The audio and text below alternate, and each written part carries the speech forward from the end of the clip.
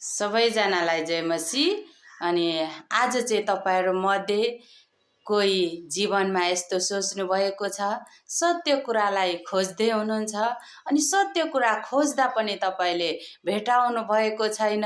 सत्य बाटोलाई खोजेर धेरै हिँड्नु भएको छ, तर पनि थाकिसकेर पनि तपाईले सत्य कुरा चाहिँ पाउनु भएको छैन भने खुसीको कुरा चाहिँ आज म तपाईहरुको समक्ष भन्दै छु। त्यो खुसीको कुरा चाहिँ के हो भने बाइबलको वचनले भन्दछ कि यूहन्ना 14 को 6 ले यसरी भनेको छ कि येशूले तिनलाई भन्नुभयो, बाटो सत्य र जीवन म नै हुँ, मद्वारा बाहेक कोही पनि पिता कहाँ आउन सक्दैन। हालेलुया।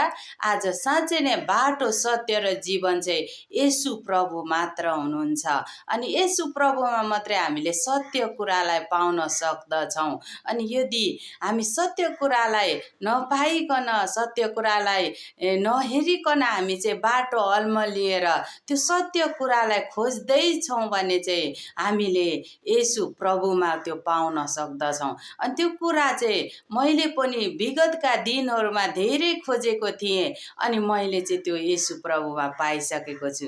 अनि यदि तपाईको जीवनमा तपाईले नि सत्य कुरा खोज्दै हुनुहुन्छ भने तपाईले त्यही भेटाउनु हुनेछ, त्यो चाहिँ येशू प्रभुमा भेटाउनु हुनेछ। अनि बाइबलको वचन पढ्नुभयो भने त्यो कुराहरु थाहा पाउन सक्नुहुनेछ। हालेलुया, प्रेज द लर्ड। धन्यवाद।